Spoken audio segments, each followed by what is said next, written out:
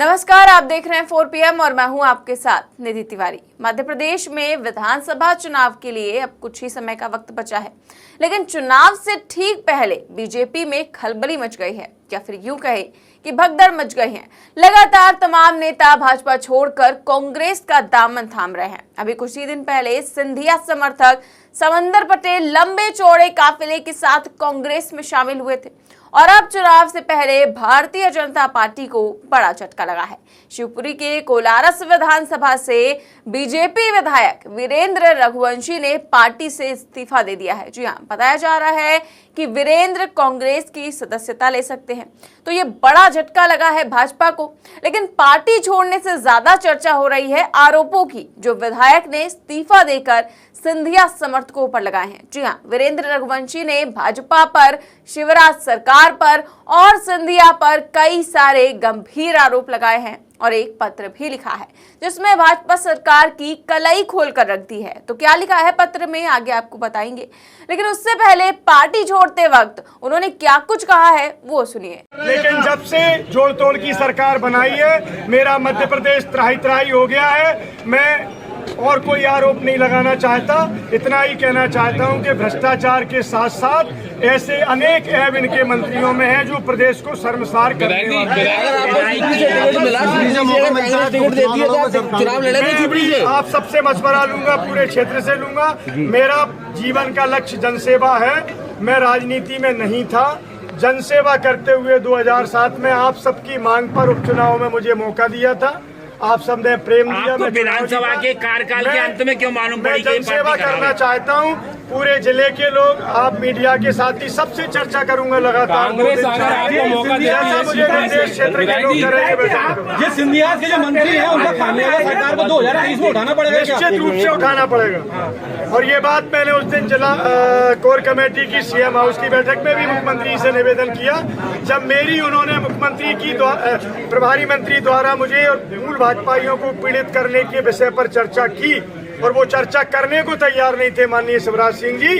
तो मैंने पीड़ित होकर वही कहा था कि भाई साहब मत भूलिए, सरकार बनाने के लिए केवल ये भ्रष्ट प्रभारी मंत्री की जरूरत नहीं पड़ेगी, मध्य प्रदेश के वोटर्स की जरूरत पड़ेगी, हम जैसे विधायक और सिपाहियों की जरूरत पड़ेगी। इतना कहने के बाद भी प्रभारी मंत्री के साथ मुझे 5 मिनट बैठा करके 3.5 साल में माननीय शिवराज सिंह जी या शीर्ष नेतृत्व ने उचित नहीं समझा।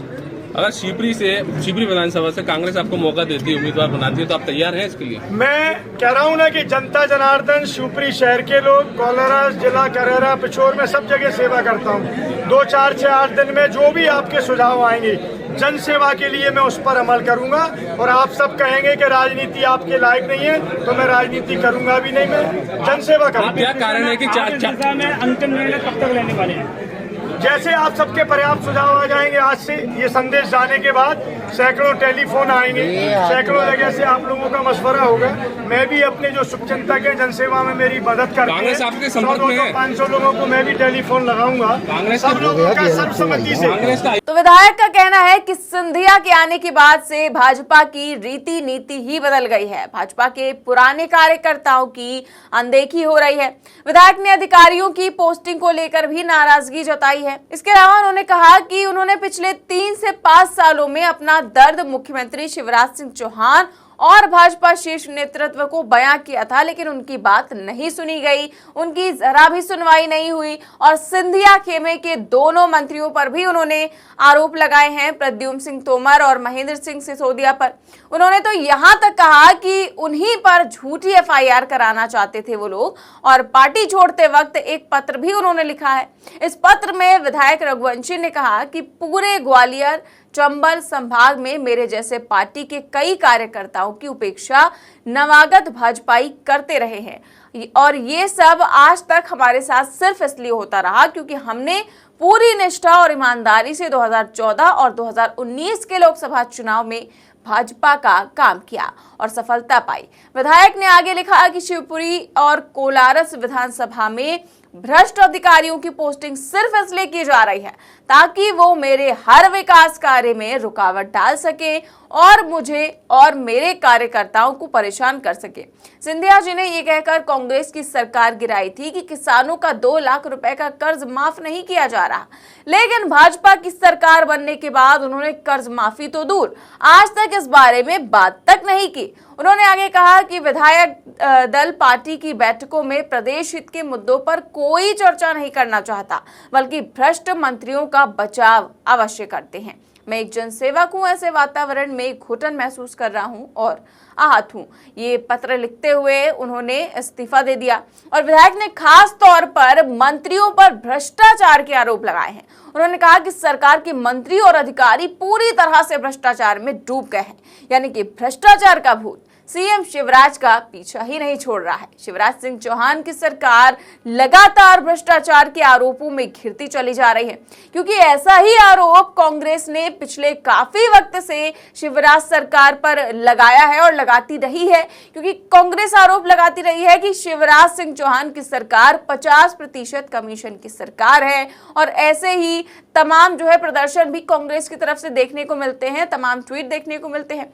और ऐसा ही कुछ ट्वीट कांग्रेस ने तब किया जब विधायक ने इस्तीफा दिया। जी हां, एमपी कांग्रेस ने ट्वीट करते हुए लिखा कि बीजेपी विधायक ने किया 50% कमीशन सरकार को बेनकाब। शिवराज सरकार के भ्रष्टाचार से त्रस्त होकर बीजेपी विधायक वीरेंद्र रघुवंशी ने इस्तीफा दिया।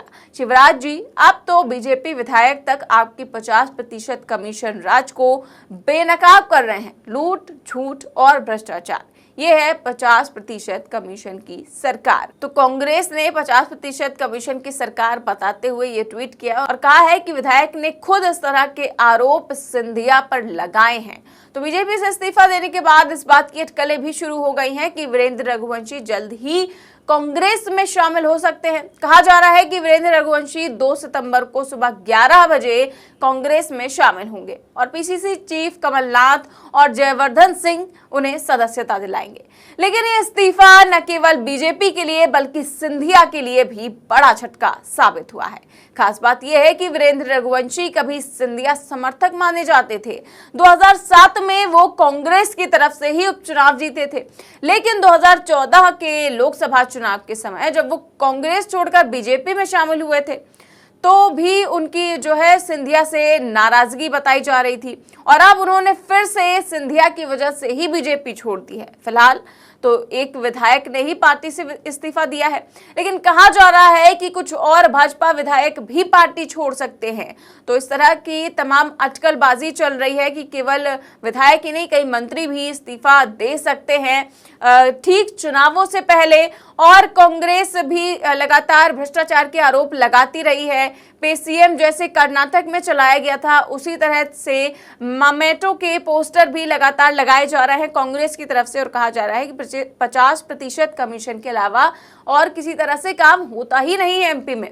फिलहाल लगातार एंटी इनकम्बेंसी देखने को मिल रही है मध्य प्रदेश में और इसी को लेकर भाजपा काफी चिंतित नजर आ रही है और लगातार रैलियों पे रैलियां की जा रही हैं। कई बड़े नेता कई सारे दौरे कर चुके हैं पिछले कुछ महीनों में, चाहे वो पीएम मोदी हो, चाहे वो अमित शाह हो, चाहे वो स्मृति ईरानी हो, सभी कई बार मध्य प्रदेश का दौरा कर चुके हैं और रैलियां भी कर चुके हैं और तमाम आरोप वो कांग्रेस पर लगाते रहे।